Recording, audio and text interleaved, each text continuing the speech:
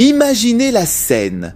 Paris en feu, les sirènes résonnent, les pavés tremblent sous les pas des manifestants. Mais dans cette cacophonie, ce ne sont pas les drapeaux tricolores qu'on aperçoit flotter au vent. Non, ce sont ceux du Burkina Faso. Un nom claque comme une gifle dans les rues françaises, Traoré. Ibrahim Traoré, ce capitaine africain qui a osé défier l'Occident, devient la voix d'une France en manque de courage. Les slogans sont explicites. Traoré, c'est la résistance. Macron, c'est la soumission. À quelques pas, des policiers casqués interpellent des jeunes. Plus de 300 arrestations annoncées en une journée. Mais dans la rue, la peur n'a pas la même couleur qu'avant.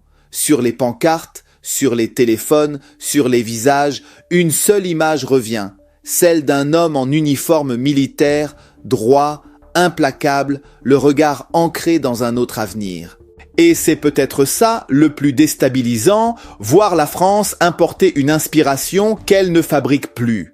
Ibrahim Traoré devient l'icône d'une génération qui refuse de se laisser étouffer par la République des éléments de langage.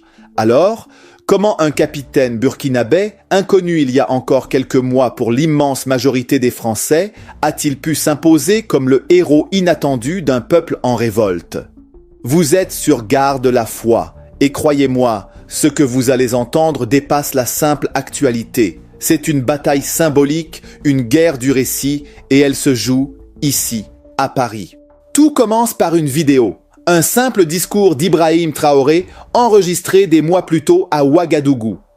On y voit le capitaine burkinabé, raide dans son uniforme vert olive, dénoncer l'emprise du FMI et la dépendance économique imposée à l'Afrique. Ces mots sont secs, sans détour, dénués de la moindre politesse diplomatique. Rien à voir avec les circonvolutions habituelles des politiciens français. Et pourtant, ce discours traverse les frontières. Il atterrit en plein cœur des réseaux sociaux français. À la Sorbonne, un étudiant en sciences politiques, Lucas, partage le clip dans un amphithéâtre bondé. En quelques minutes, les regards se braquent, les murmures cessent, les téléphones s'allument. Il parle plus pour nous que Macron ne l'a jamais fait, écrit une étudiante sur X, anciennement Twitter. Son message, partagé 10 000 fois avant même l'heure du déjeuner, devient un signal de ralliement. Très vite, le phénomène dépasse le cercle étudiant. Dans les cafés du quartier latin, les conversations s'animent autour d'un nom